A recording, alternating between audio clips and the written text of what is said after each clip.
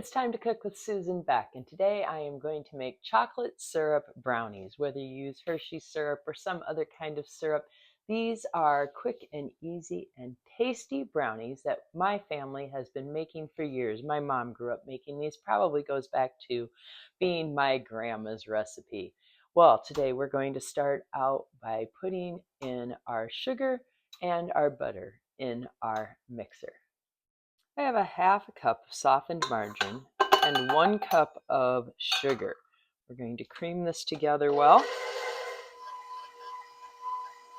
Now, something I failed to mention when I started the video was right before I began this video, I did preheat my oven to 350 degrees. That's always a great idea. Then your oven is hot and ready when you have everything mixed together.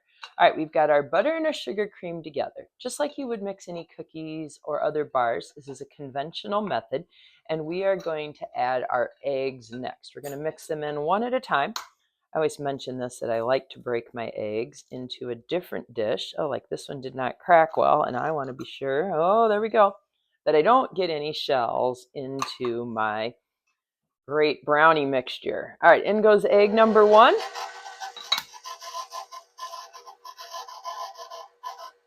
Egg number 2.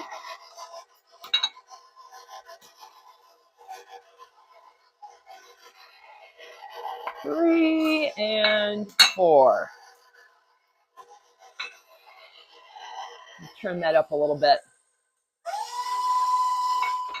Going to run a spatula around there on the bottom and the sides. Make sure to get all the butter and sugar mixture up off the bottom. Next into this batter goes our flavorings. We've got a teaspoon of vanilla.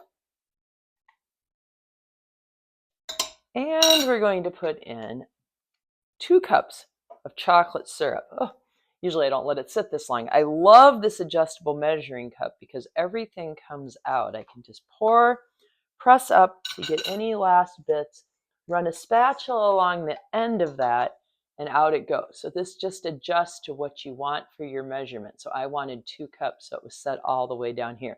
Now, it doesn't normally leak if you use it right away, but I was in the process of setting up the video and getting everything going, and so it did start to run down a little bit. But don't worry, when you're doing it at home, you will not have that mess because you'll put it into your measuring cup and right into your mixture.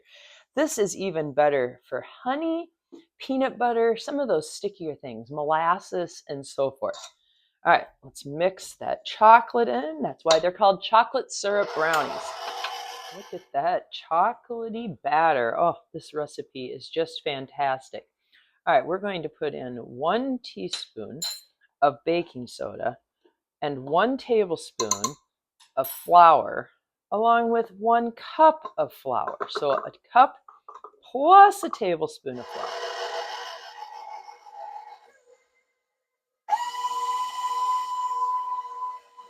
Let's give that spatula a scrape around the edges and the bottom one more time to make sure everything's mixed together well. And then we're going to run this mixer for just another 15-20 seconds. All right, that is all there is to it to make these brownies. All that's left to do is bake them.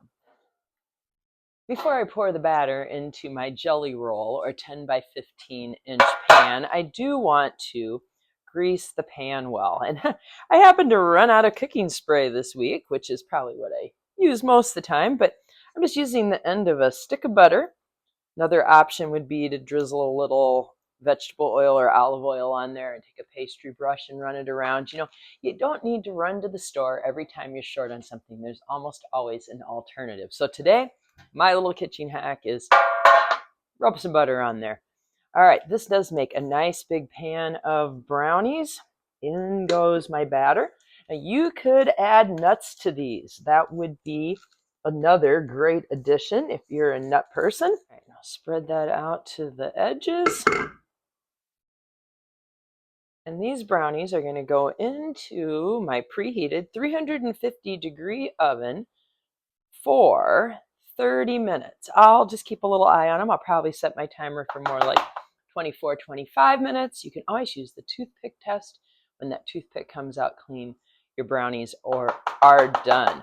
We've got a nice big pan of beautiful brownies here that we made with some Hershey syrup, chocolate syrup brownies. Now these can be frosted. I'll post a link below in the description for one of my favorite chocolate frosting recipes. But today I am simply going to sift some powdered sugar over the top of these. Now, notice I was able to pick this pan up. These are completely cooled. You do not want to frost or sift powdered sugar on top until your brownies have completely cooled down. Now, you can also do this just by sprinkling it on with your fingers or something, but a sifter does give it a nice look.